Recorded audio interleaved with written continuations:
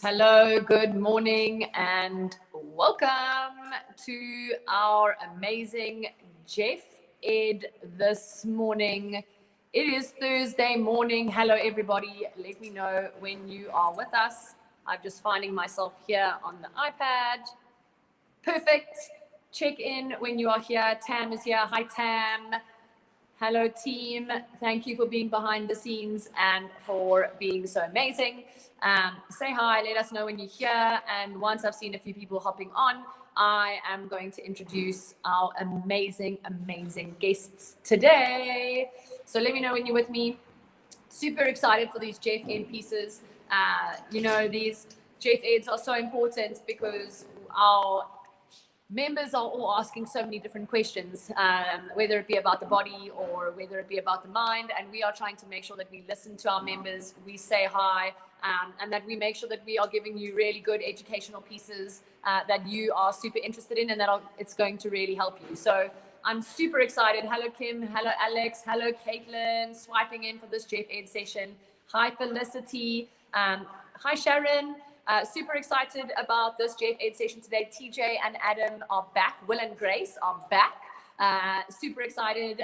They are the best physios in South Africa, let me tell you.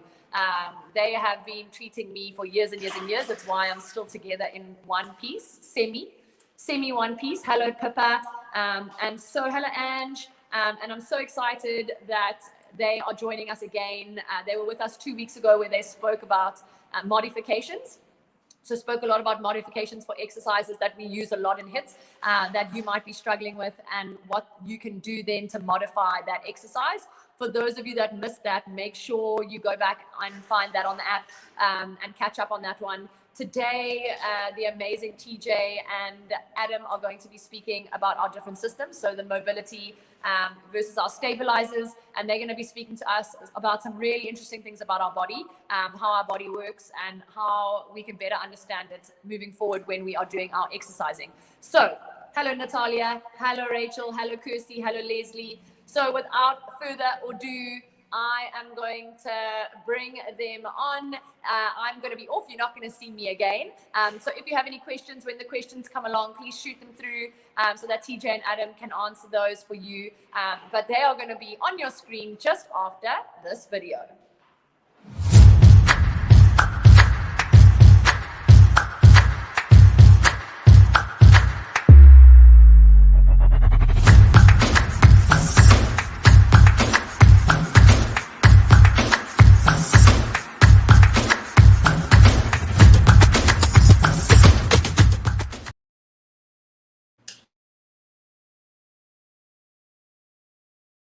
Jeff community, Alvear. 2 weeks ago, we did a very awesome talk on modifications, as Sarah said, and we thought we'd go a little bit further into the muscle systems. But we've got a very firstly important thing to do, Adam. We seriously upset one of our Jeff coaches last week, and we need to make a public apology.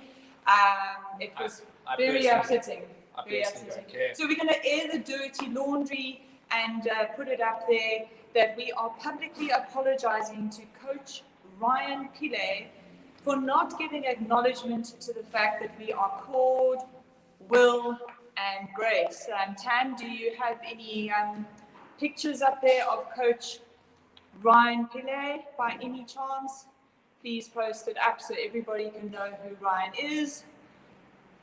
Anyone there? Otherwise, we brought the picture along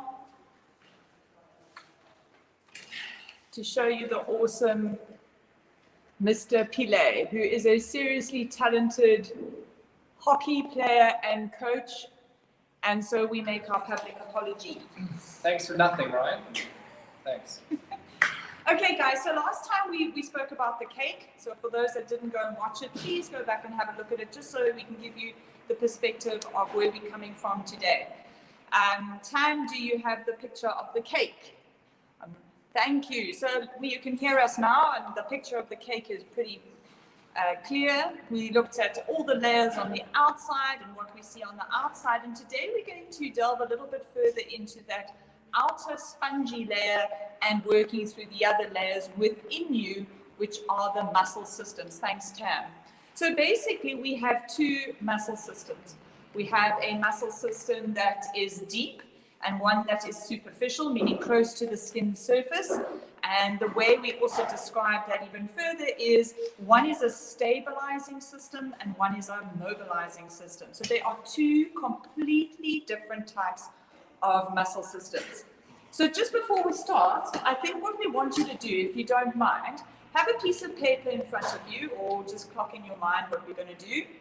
I want you to maybe write down your name and the date, and I want you to stand up. So Adam's going to do it for us. You're going to stand up. Yeah, you're going to be standing, ideally in no shoes whatsoever. Just ignore Adam wearing it. Okay, he's going to take them off. Be careful you don't break anything. Okay, so what I want you to do is stand on one leg. You're going to stand with the knee slightly flexed. And I'm going to time you for 30 seconds, and I want you to take note of how many times you need to put the lifted leg down to counterbalance or to touch a surface with your hands. Ideally never, but I want you to go, and I'm going to start now. Hold that position. That's all I want you to do, is you're going to hold that position. We're doing it for 30 seconds. 30 seconds. 30 seconds, all right. The knee is slightly unlocked that Adam is standing on. And you're ideally not trying to touch anything with your hands or put your lifted leg foot down on the ground. If you do, you're just taking note of how many times you have to do that. And it's a 5, 4, 3, 2, and 1. Right? Change to the other leg. How did I do? You did fine. Thanks, Ad. Right? You're standing on one leg, the knee slightly unlocked. You're going to do exactly the same thing starting now. And you're making sure that you're not touching anything to stabilize yourself with your hands, and you're also not using the leg that is lifted. The reason being, we're trying to test the leg you're standing on and seeing how stable it is. You're almost there, and it's a 10, 9, 8, 7, 6, 5, 4, 3, 2, and stop. So what you did fine. Right, so what you're trying to have written down on your piece of paper, you've got your name, you've got your date, you've got a leg, I don't know which one you chose, you've got whether you did the full 30 seconds, and you've also on that side maybe touched down 3 times, and then you've done the other leg, written the time, 30 seconds, and how many times you've touched down. If you did no touchdowns, it's 0. If you've done 1, 2, 3, or 5, you write that number down. The next line underneath that is, can you take note of what leg you did that exercise first on? So Adam, I did mine on my left. So Adam chose his left first. So we're going to revert back to that information and how important it is once we've done the talk. So keep that piece of paper close by, and we're now going to talk about these two muscle systems. Tam, would you mind putting up the slide of the body? Thank you, Tam. Okay, guys, so if you look at that picture, you can see there's a picture from the front and a picture from the back. The body is then further, each of those bodies is further divided into a left and a right. The right will be either bigger than the left, and the reason it's bigger is it's all got the superficial muscles on it. The one that looks scrawnier and skinnier is the side that it shows the stabilizing muscles. And if you look at the other picture, the same will be happening from the back. You will see a much more developed, or looks like it's got much bigger muscles. The muscles aren't bigger. Those are just the muscles that are closer to the skin surface. And then the other side is the stabilizing, much deeper muscles on the other side. And Adam and I are going to talk about the two different systems, just so you have a very direct comparative of those two systems. I'm going to talk about the stabilizers, and Adam is going to then give the counterpart information for the mobilizing system. So firstly, stabilizers are deep. You've seen that. It's very much deeper. They look very much smaller, but it's not that. So we've actually had to peel a whole lot of layers away before we get to that particular muscle layer. The mobilizers, on the other hand. So they're going to be more superficial onto the top. You don't have to go as deep down to get to them. And those are going to be the ones that you primarily can see on most of the people. So a nice way to think about it, and what TJ says a lot, are your beach muscles, because TJ likes to have a look at the beach muscles. So it's your beach muscles. It's the muscles that you're going to see on someone when they take their shirt off. You're going to see them on the front of their legs. They're going to show most of your shape. through most of your body. Exactly. So if you had to look at any of those bodybuilding magazines and what they guess they are being actually tested on is those muscles that one can see. All right, then furthermore is those deeper muscles stabilize. We've actually got one stabilizing muscle that works around each joint in our body. So even at all those multiple levels of your spine, across each joint, you have a stabilizing muscle. So they only cross one joint. That's very important to understand. And the other thing is that they are stabilizing the joint. And what it is they actually cause a sort of a compression. Often they attach onto what we call fascia, which is like the white stuff that you would see on sinewy stuff that you would see on biltong. And they attach onto that. And then by the direct contact, when they contract, they form like this closure and this tightening and this stability around whatever joints that they are operating. Whereas the mobilizers, so they're going to work over two joints mostly instead of one. So if you were to take a look at your quad, which is sitting down right now, if you take a look at your thigh, front of your leg, it crosses your knee and it also crosses your hip joint. So it crosses two joints. So it's got a much wider range of kind of grab or movement throughout the body. And what that's going to primarily do with your body is it's going to help you move. It says it in the name. It's going to help you to actually get your joints moving and shifting so you can get up and walk and run and lunge and jump. And they're going to be a little bit more then of your plyometric stuff. So when you're doing your HIIT classes, for example, that's your mover system going full out the entire time. TJ will jump into this point with the stabilizers now, but just like I said, it jumps out the entire time. They are a muscle that is either not going to work or it's going to work at 100%. All right, so they're either on or they're off when they're working. and counteractly, the stabilizing system, they only work at a maximum of 30%. So that's quite important to understand. So when they're working at max effort, they may be working at 30%. And the reason is, it's a bit like running away from the lion. That's awesome. You're going to be able to run away from a lion for a while, but you're not going to be able to do it over days and days and days and days. And that's where the stability system comes in, is your stabilizing system is what is actually going to hold you upright. It's your endurance muscle system. It's a system that actually can activate if your posture is correct, which is why it's so annoying when people get told, like I've been to the physio, I'm told my posture is incorrect. Partly because unless you're actually loading your system correctly, by correct posture, by correct positioning of your joints, those muscles actually cannot activate anyway. And that's where the difference is with your plyometric mover, jumping, and moving around system. Okay, on top of that, you must also understand that the difference in exercises that you will notice if you've ever been to a biokineticist or you've ever trained under someone, there will always be those exercises that would have been quite difficult from a patterning point of view. Like it would have taken a high level of concentration. Now, those are stability-orientated exercises. And the reason I say that is because the stabilizing muscles don't actually have their own individual nerves that innervate them.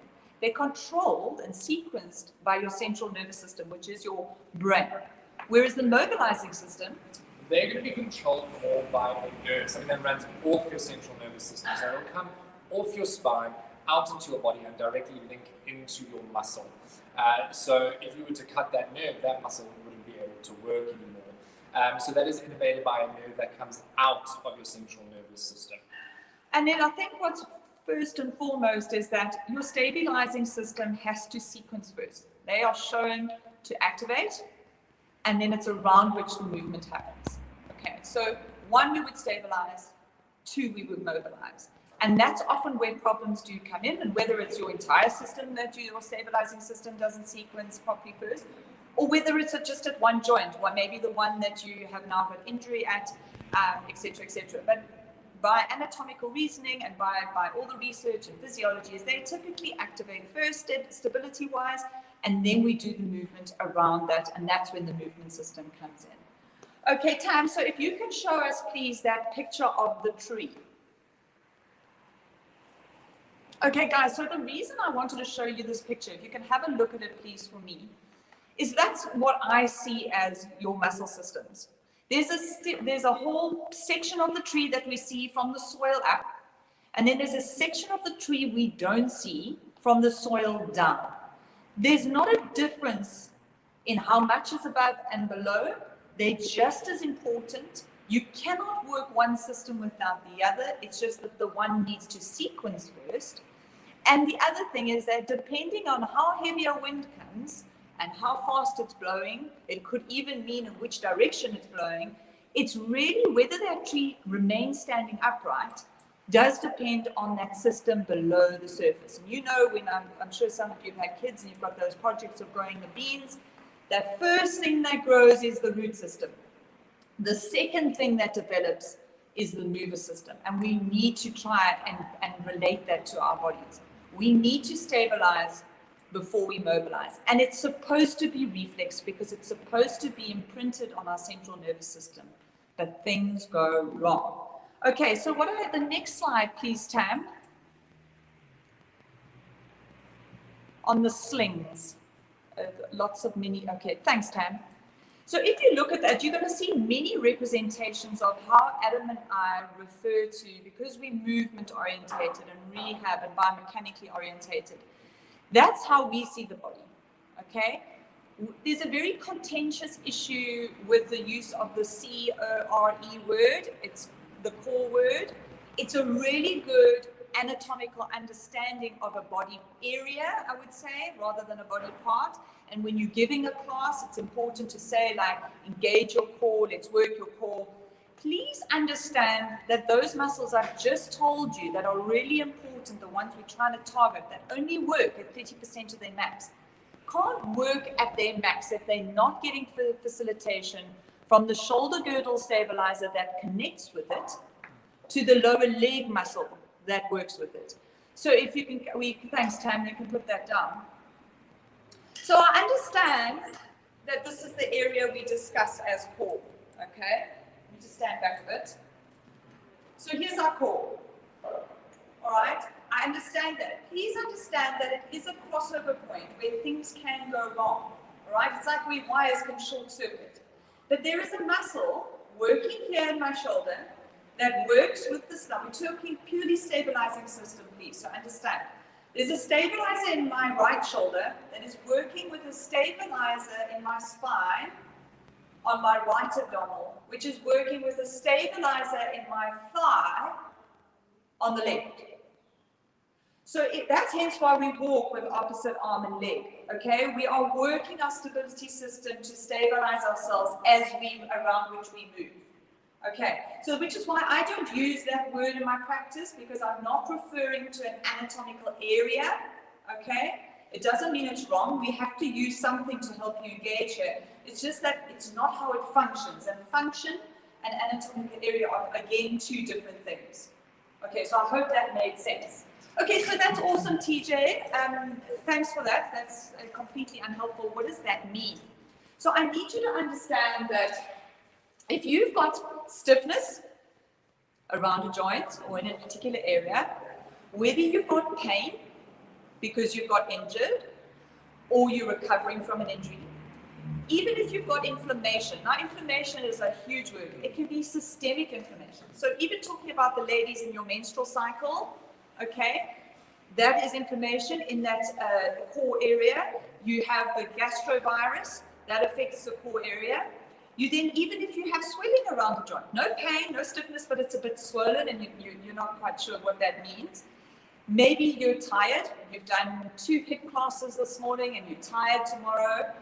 Even if you are under quite a lot of stress with regards to whether it's at home or it's with the working environment, with COVID, I think most people are jolly stressed.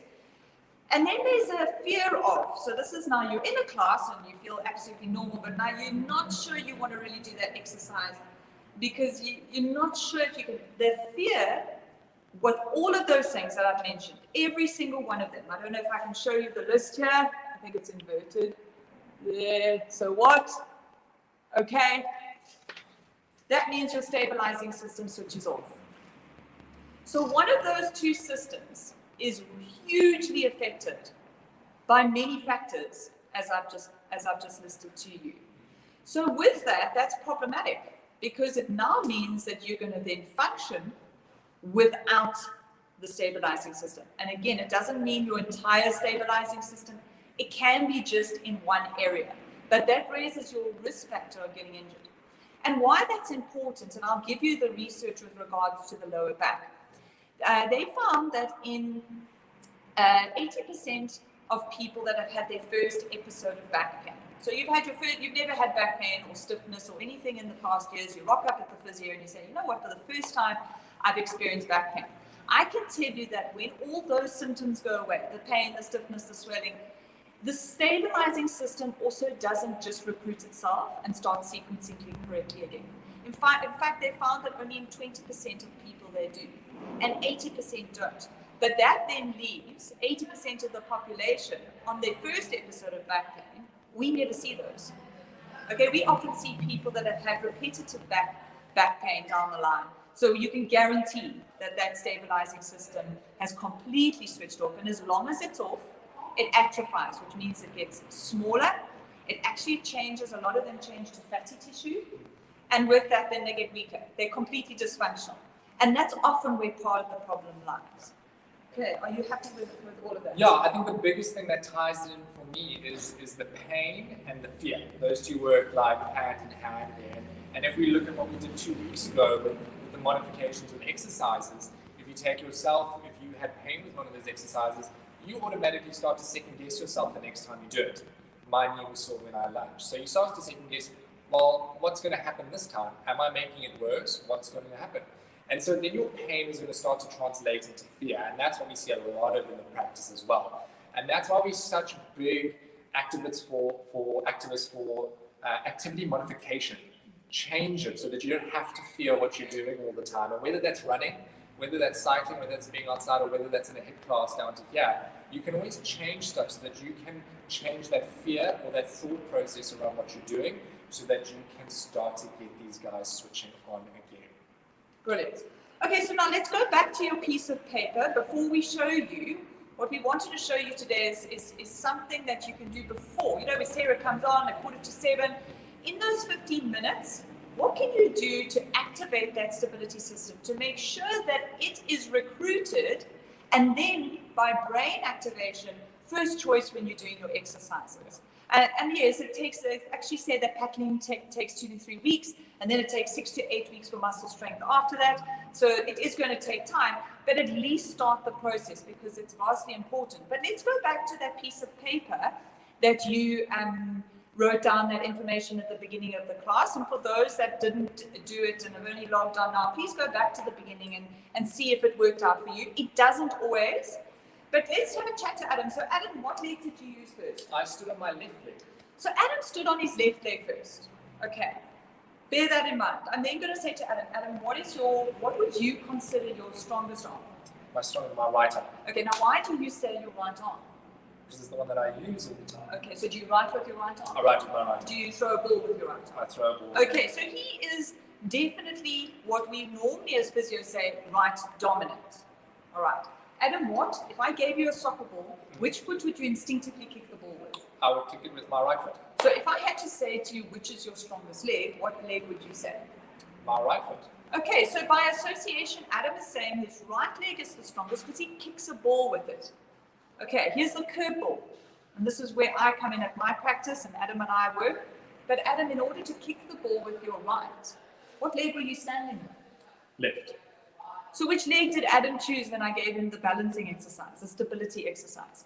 His brain chose his left because his brain knows that he is stronger stability-wise on his left. So Adam's not wrong in what he's saying. He's right dominant with his hand. He's power, moving, muscle, moving system strong in his right. He's power, moving muscle system strong in his right leg. But he stabilizes with his left. So if I had to say to him, which is your better stability leg, it would be the opposite to his power leg. So have a look at yours and see if that matches. Injuries, unfortunately, change things. Your body's very quick to adapt, and sometimes that's a problem why you keep getting re-injured, okay? The other thing that can happen is a lot of people are ambidextrous, or they were meant to be left-handed, but they've trained themselves to be right-handed. So many things can influence it. But that is often why your body will choose a certain side of your body to do some exercises, and you say, I'm so strong when I do this on this side, but I'm so strong on this side, on the other side when I do these exercises. It's because it depends what muscle system you are targeting. Okay, so hopefully that made it clear. Happy for any questions. You know, you just send everything through to poor Tam or Jeff, and then they can get hold of us. But we're going to go through some exercises now that we would like you to do, and we challenge you to do, to activate stability system, okay, rather than mover system, which you're then going to do in your HIIT class or whatever classes you do on Jeff together. We've got one set that's for your upper body, one set that's for your lower body, and one set that's for your spine. Okay, because at the end of the day, everything does stem from your spine. One back, two shoulders, two elbows, two knees, two ankles, but one spine. So what I'll do is I'll demo, and Adam will talk you through them. Yeah. Okay. Cool.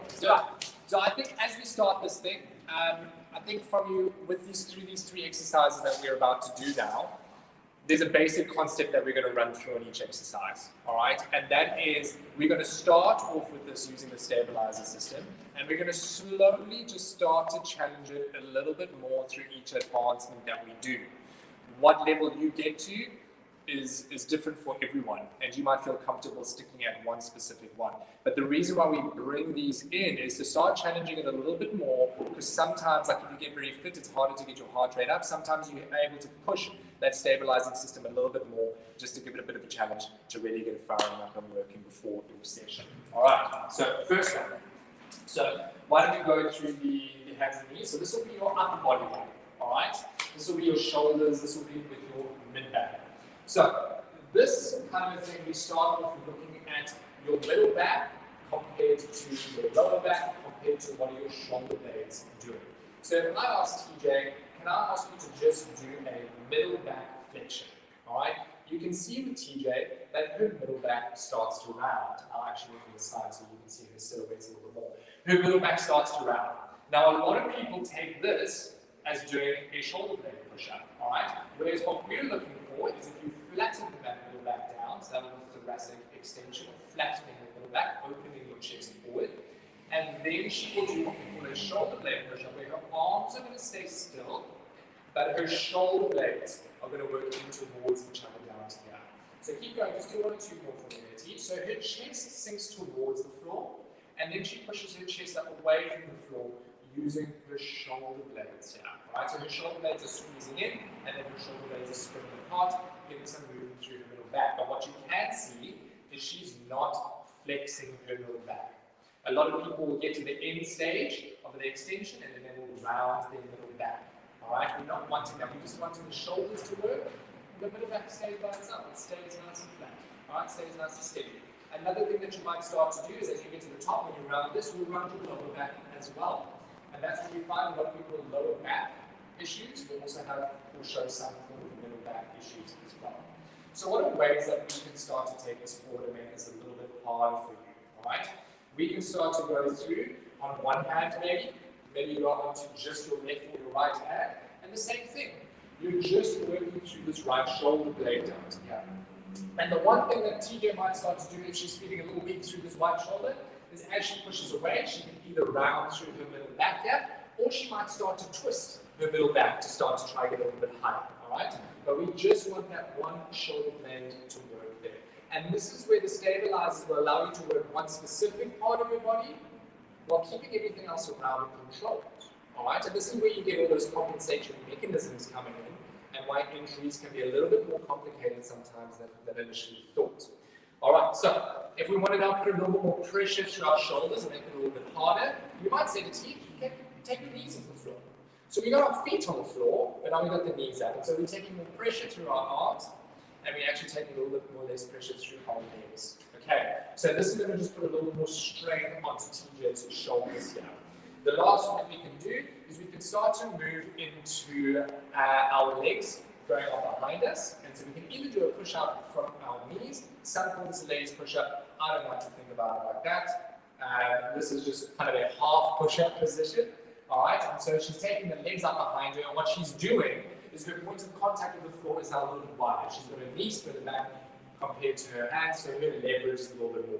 That is going to put a bit of pressure and make it a bit harder to control. The next step forward is a full push-up position. So feet out through the back, elbows staying nice and steady, and her shoulder blades moving through. So you can see TJ's arm a little bit shaky, all right? She's not the strongest person I've ever seen in my life.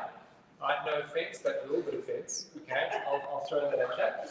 So she might then start to work from the half push-up position before she works into that full push-up position.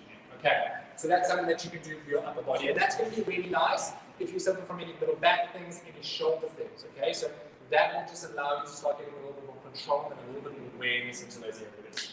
So now let's go into more a spinal exercise here. So in this exercise, what we're going to do is we're going to be doing a bridge in essence, but it's how we control that bridge that is the big thing. All right.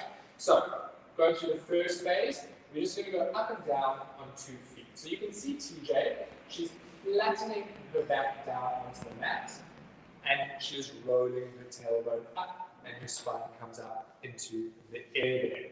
And as she comes back down, and she's thinking about going 1 vertebra at a time. All right. So as she's rolling through, she's controlling her spine of thinking, I'm going to pick 1 vertebra up off the floor at a time. All right. Super nice and slowly and easily. And so this will give you some work through your hamstrings, your glutes, your lower back, and your smaller stabilizing muscles that run up your spine. All right, you get little muscles that connect onto each little vertebra as it runs all the way up. All right. So how do we make this a little bit harder? So we might then want to go up on 1 foot. All right. So if we now onto 1 foot, we lifted her left foot up into the air. Now same thing. She flattens her lower back down, and it's all about controlling and what we say segmentally 1 vertebra up into the air at a time. So there's a lot of pressure now coming through that right leg, and slow down, controlling again each one of those spine or vertebra back down onto the floor. All right. So she might then go, maybe that's a little bit too hard. So how do we take it back a step from there? She might go up with both legs, peeling up, rounding and lifting, and then she might go, okay, I'm going to lift 1 leg into the air from there, and then I'm going to control myself back down. The down is going to be a little bit easier to control on 1 leg compared to the lifting up onto 1 leg. So that's something that's going to give you some nice control through your lower back and up into your middle back and get those glutes and those hamstrings firing. So then we're going to go on to our lower body. All right? And this one is going to be what we did earlier with you is your single leg balance. All right? So you kick you off just with a straight knee. All right? So standing on that straight knee, and the biggest things that we're looking for here is at your pelvis. So you can have a look at TJ's hands. All right? We want to try to keep her right hand in line with her left. Okay? If anything, if there's a difference between the two, you'd rather have the right one higher than the left. All right, and what that's going to make you do is that's going to make you use your left glute, all right, just to get that hip stabilizer switching on a little bit more. So we take that forward a little step further, and we bend her knee, all right. Now by bending that knee, it doesn't mean you get to drop the right hip, okay, but now we're just putting a little bit more pressure through that left leg. That quad has to switch on, the knees are a little bit more of a vulnerable position down to there, so it puts a little bit more effort into the whole thing. The next step going forward is we might bring running arms into it. Next step still, another running arms. And what this does is it brings in a movement called the dynamic movement. There's movement now that's happening that TJ has to control. So there's forces now that she has to work against in order to keep those stabilizers on. The next step that she can go through is bringing the leg with the arms, or just the leg actually. Thank you, TJ. So the leg starts to work then, all right? Just as when you're running, all right? Right leg goes behind and kick it up in front. Then the arms come in. And now, like TJ was talking about that cross section earlier, you can see her left arm lifting up with her right leg. Okay? So that right inner thigh working up and across to that left abdominal wall and up towards that left shoulder. Now, how do we make this 1 step harder? Teach, could you close your eyes? She'll probably fall over because she's not the greatest at this one. So there, eyes closed. And you'll notice the first thing that she has to do now is she has to slow down her movement. All right? There's certain ways in which you can help your stability system to switch on. And the first thing is speed. If you slow down your movement, you allow yourself to gain more control over it. The second option is how much movement you're doing. Are you tired? Yeah. So you want to stop there. Okay. All right? Just get that other leg, get a bit of rest. She might find that she doesn't want to kick up with the leg or move the arms as much. So then she makes her movement a little bit smaller, allowing a little bit more ease of control. All right, and what that's going to do is it's going to take her through some phases where she can start to get the system working and giving her some feedback so she's more in tune when she gets into the session. See? Yeah. I'd say well done, but you did kind of fall short on one or two of them. Sorry. That's fine. We're just a bit more practice. Okay, so guys, let's have a seat down here. Hopefully that gave you a little bit of an understanding of where maybe your physio and your biokineticist or your personal trainers are coming from.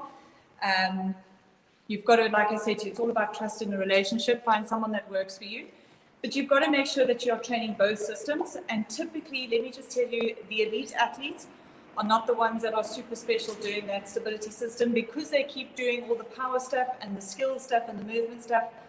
They typically fall down quite badly, even worse than the couch potato in these particular exercises. So recruit your system, make your brain have that availability and connection to those muscles before you then go into class. Right, do you want to have a look at some of the questions? Yeah, let's have a little look. Let's see what is coming up down here. If you have any questions, send them through. We'll have a little look through for a minute or two, see if there's anything that we can answer. Let me just bring this up here. We just borrowed Sarah's iPad here. Thanks, Sarah. All right, everyone coming through. Lovely. So now you can have a look back at that sheet that you were doing earlier, where you picked to the side that you were standing on. Exactly. And that can start to, so I keep getting information on the left-hand side, Yes. lower back into my glute, which causes pain if I get off a chair or sit for too long. Why is that? Okay, so again, who is this? Leanne. So Leanne, look, again, it's over the wire diagnoses are quite difficult because there can be a number of reasons. But typically, we're not designed to sit. So if I just go completely off the bat, we're not designed to sit. The greatest load through any one spine and the spinal column is in sitting. Again, some people say, well, if you've got pain running, don't run. If you've got pain walking, don't walk. I can't say to you don't sit, because you rely on sitting probably for your job. So then what we do is we make sitting more active. So again, how the pelvis is positioned can change which muscles. A posture story comes in really importantly. Adam spoke about speed. Those plyometric mover muscles, they are fast twitch. Our stabilizing system is slow twitch. They're a bit off. They don't get it first time round. They need constant reiteration. So it's going to be how maybe you're sitting. That is more the issue. So that would be quite interesting to look at. And then we actually take it one step further with our clients, and we make sure that our clients sit on a ball. The reason being, a ball is multi-directionally unstable, and you've actually got to work when you're sitting on a ball. They start by sitting on an hour a day. And again, it's with the right posture. So, and I can't randomly and also very generically over Jeff give you what's wrong or what's right, because it really does depend on your spine and where the problems lie. But sometimes we're asking people to sit more forward, and some people we're asking to sit more back. But the ball at least gives you feedback, and it's unstable. So just by mere instability surface, it targets your stability muscles. Cool.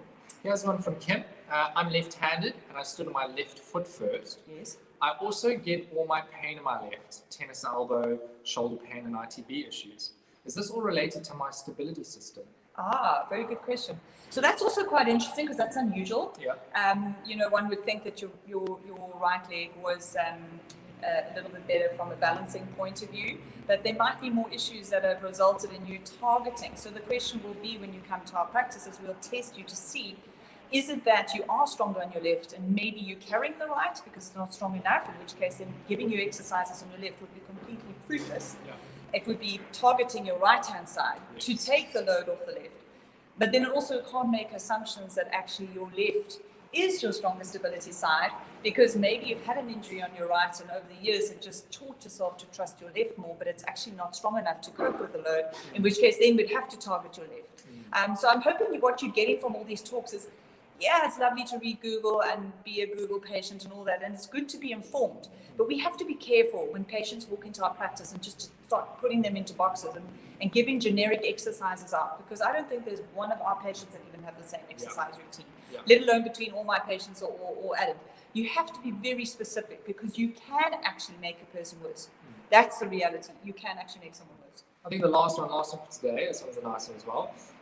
This is Kirsty. My knees feel stiff after running and or at Jeff classes. They don't hurt during the run. Is there a specific stretch or stabilizing exercise I should do? So, I mean, with that question, I mean, it could be from a few different reasons.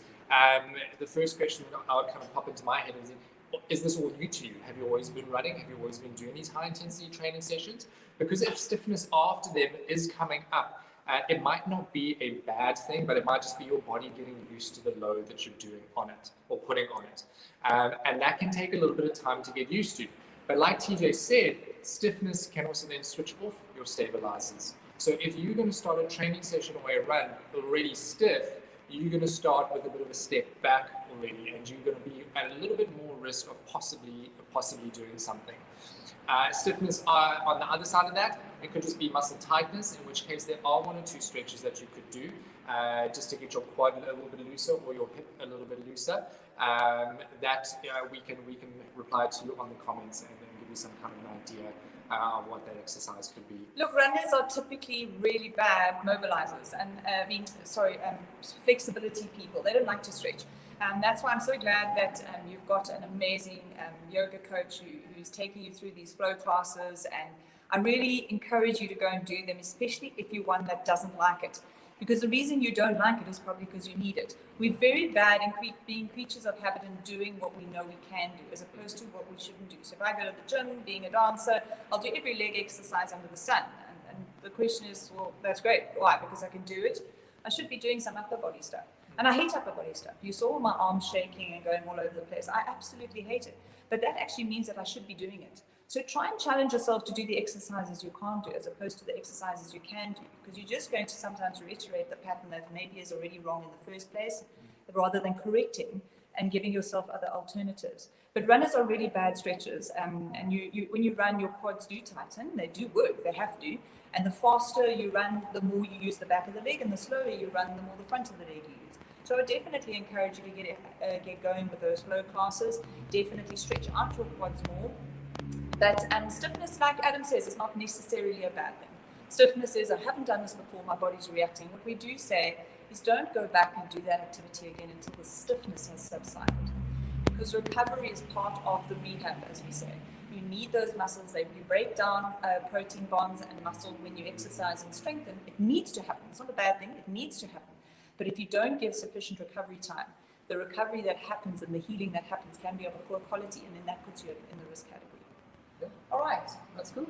Anything else that you want to answer, or we're pretty full? Yeah, I think that's it for today. Okay. All the questions from there. Brilliant. Thanks, Tam, for all your help. We really, really do appreciate it. We wish you a wonderful, wonderful week. Any topic discussions that you have that you'd really like us to get more info across for you, please let us know. I think we might be doing another one in 2 weeks. But I hear we got a boom, boom, and pow, pow. So should we do that? Have a good week. Yeah, we are have a good week. Cheers, guys. Boom. Bye.